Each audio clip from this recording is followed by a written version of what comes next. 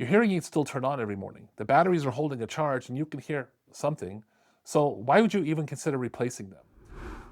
That's exactly what I want to talk about today, because they still work is the wrong question.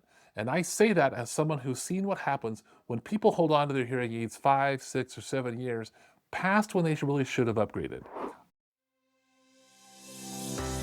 If you're navigating hearing loss or struggling with ringing in your ears, then you've come to the right place. The All Ears Hearing and Tinnitus podcast is your go-to source for expert insights, real stories, and cutting-edge solutions in hearing health. We'll dive into the latest advancements in hearing healthcare, explore groundbreaking treatments for tinnitus, and offer practical tips for better hearing. Here to help you tune into a world of better hearing, here's your host from Timpanogos Hearing and Tinnitus, Dr. Layne Garrett. I'm Dr. Layne Garrett, founder of Timpanogos Hearing and Tinnitus here in Utah.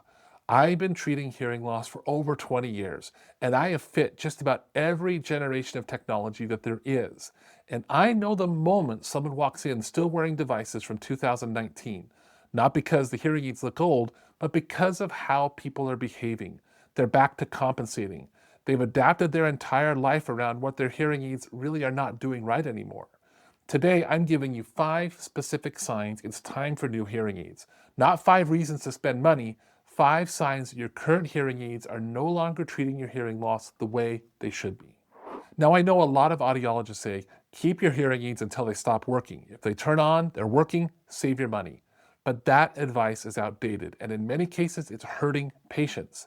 Think about how your physician manages things like blood pressure or diabetes. They don't prescribe a medication, walk you out the door and say, come back when something breaks. They monitor it. They recheck your labs. When a better medication comes out that controls your numbers more effectively, they adjust. When your condition changes, the treatment changes with it. Hearing loss is no different. It's the 3rd most common chronic medical condition in the United States. More common than diabetes and more common than cancer. And it also progresses. What your hearing looked like when you first got hearing aids 4 or 5 years ago is almost certainly not what it looks like today. And the technology available now is meaningfully better than what existed then. That's not marketing hype. There's actual measurable improvements in how well you function in real-world situations. So when your audiologist tells you to keep your old hearing aids because they still technically work, ask yourself this: would you accept that kind of care from a cardiologist? Because I wouldn't accept it for mine. Maybe you're thinking, I'm doing okay with what I have, but are you though? Or have you just gotten really good at working around them again? Maybe you're positioning yourself so you can read lips at family dinner again, or you stopped answering the phone from numbers you don't recognize because calls have gotten hard.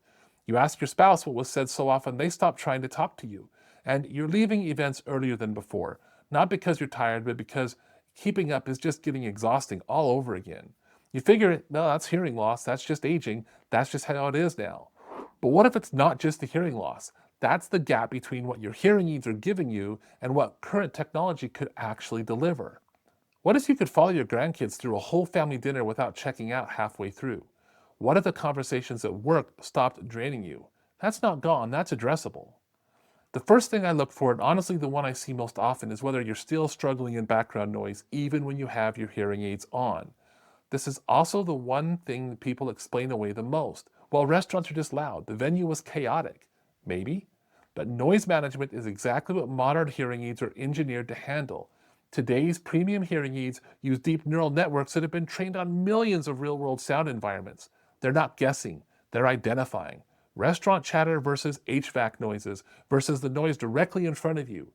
They separate those signals in real time, pushing speech forward while pulling background noise back. Think of it like having a dedicated sound engineer that's living inside your ear, one who's constantly turning down the dishwasher and turning up your spouse's voice automatically without you having to touch a thing. Hearing aids from 5 or more years ago didn't have that. They had noise reduction, but there's a real difference between rule-based filters and an AI that's actually learned what speech sounds like across tens of millions of scenarios. If you're consistently struggling in background noise with your hearing aids on, that's not a you problem. That might be a technology problem. In our clinic, we test this objectively with every patient using speech and noise testing, measuring the decibels of signal to noise loss before and after. The difference between properly fitted current hearing technology and 5-year-old hearing aids and noise can be dramatic. We're talking 8 to 10 decibel improvements. For context, that's the difference between straining through dinner and actually enjoying it. The second thing is your hearing may have changed and no one's actually checked whether your devices still match. This surprises people. I hear people say things like, well, I've had my hearing aids adjusted, they should still work for my hearing loss. Well, not necessarily. Hearing loss is progressive, especially age-related hearing loss. The prescription your audiologist programmed 5 years ago was matched to your hearing loss back then. If your hearing is shifted, and for people over the age of 60, it has, you're wearing hearing devices that were calibrated for someone who's hearing much worse now than you were in the past. That's why annual hearing evaluations matter, not just to see how you're doing, but to verify that your current hearing aids actually match what's going on with your hearing today. Sometimes they can. Sometimes they're already at the ceiling of what they can amplify, and no amount of reprogramming will close that gap. If you haven't had your hearing tested since you got your hearing aids, that's the first step before anything else. And this is where a lot of people get fooled. They assume the problem is their ears when sometimes the bigger problem is outdated hearing treatment. Third, and this one catches people off guard, you're repairing your hearing aids all the time. Some maintenance is normal, changing wax guards or domes and maybe the occasional speaker. That's part of having a hearing aid. But if you sent them back to the manufacturer twice in the past year, or if you're waiting weeks for hearing devices while they're being serviced, and your audiologist keeps finding new things wrong, that's a completely different situation. Something most people don't know. Once a hearing aid hits the 5-year mark, many hearing aid manufacturers stop stocking parts for it. You can reach a point where a repair isn't even an option. And every week you're without your hearing aids is a week your brain is not getting the auditory input that it needs. There's a total cost of ownership calculation here worth doing. Repeated repairs on aging hearing aids at some point cost more than moving to new devices that come with a warranty and current support. The fourth sign, and it's one people almost never connect to their hearing aids, your life has changed, but your hearing aids haven't. Your hearing aids were fit for the life that you were living when you got them. If your lifestyle has changed, there's a real chance the technology no longer fits. Retired and now spending more time in noisier places with grandkids or traveling or social events, when before your life was most likely in a quiet office, you might need more sophisticated noise management than you did back then. Or maybe you started going to a new job that you have to deal with meetings on speakerphones or a noisy shop or in a multi-person office, and the demands on your hearing aids in that environment are completely different than they were before. Even something like spending more time outdoors. Wind noise management in modern hearing aids is genuinely better than it was just one generation ago. The devices haven't adapted. The question is whether they still match who you are now and what you need them to do. And the fifth one that worries me the most when I hear it, you're avoiding situations that you used to do just fine in. This one is easy to miss because the avoidance happens gradually. You stop going out to eat. You skip the grandkid's birthday at the loud pizza place. You sit outside the conversation at the holiday party. You've told yourself it's just not worth the effort, or that it was never really your thing anyway. But that's not true, is it? Sometimes those things you really did like, and at some point, your hearing aids stopped making them accessible.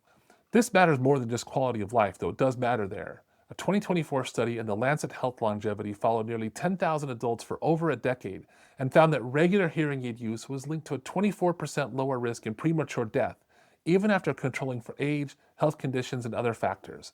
The connection between staying engaged, staying connected, and long-term health outcomes is real. Social withdrawal from undertreated hearing loss has a cost. If your hearing aids are contributing to that withdrawal rather than preventing it, that's a sign that's worth taking seriously. Let me tell you about Richard. He came in to see us about a year ago wearing hearing aids he got in 2018. They were premium hearing aids when he got them, and he took great care of them. They were still turning on. They were still functioning, but he told me he was doing fine. But as we talked, the picture got clear. He'd stopped going to his monthly breakfast group. He'd stopped going to his church council because he kept missing things in meetings. His wife has started going to family dinners and just recapping them for him afterwards rather than both of them going together. He didn't frame any of that as a hearing problem. He'd rewritten the story. The breakfast group had gotten too loud anyway. The church council was more work than it was worth. He was just a homebody now. We did a speech and noise test. With his current hearing aids in, he had an 11 decibel signal to noise loss, meaning he needed someone's voice to be 11 decibels louder than the background noise just to follow the conversation. That's an exhausting gap to close every day for years. We fit him with current AI-powered hearing devices verified with real ear measurements and did the test again. His signal-to-noise loss dropped to 3 decibels. A few weeks later, he told me he'd gone back to his breakfast group. I forgot how much I liked those guys, he said.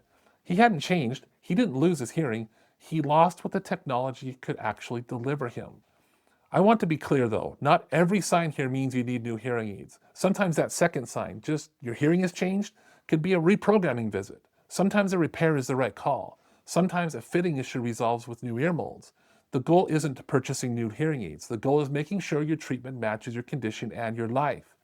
A proper evaluation by your audiologist tells you that. Things like speech and noise performance and whether your devices can still be adequately programmed to your current hearing, and an honest answer about whether the technology gap is large enough to matter for your specific situation. Sometimes the answer is, you're fine, let's hold on. Sometimes it's clearly time to move on. So those are the 5 signs: struggling in noise with your hearing aids on, changed hearing that hasn't been verified against your current technology, constant repairs, a life that changed while your hearing aids hadn't, and avoiding situations you used to go to. Any one of those 5 is worth an honest conversation with your audiologist. Not for a sales pitch, an actual evaluation where someone measures what's happening and tells you what that means. Treating hearing loss like a chronic condition it is means staying on top of it. Regular testing, honest conversation about whether your treatment still matches your hearing, being willing to adjust when the answer is no. That's how every other chronic medical condition is managed. Hearing deserves the same standard of care. Drop a comment now. How old are your hearing aids? Are any of those 5 signs starting to show up for you? I read every comment, and other reviewers going through the same thing might find what you have to say helpful. And if you want to go deeper, I built a free learning center specifically for people navigating these decisions.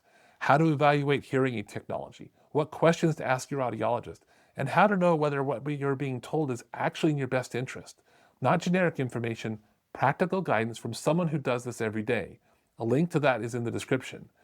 And if you're here in northern Utah and you're ready for straight answers about where you actually stand, we'll do a real evaluation, hearing test, speech and noise testing, real ear verifications on your hearing devices if you have them, and an honest conversation about what the results mean.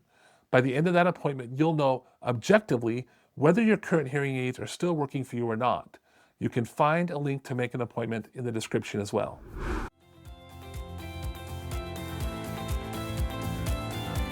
A world of better hearing and relief from tinnitus is within reach, and we're here to help. Be sure to subscribe to the podcast right now and join us on the journey to clearer sound and a richer life. Thanks for listening to the All Ears Hearing and Tinnitus podcast with Dr. Layne Garrett. We'll see you next time.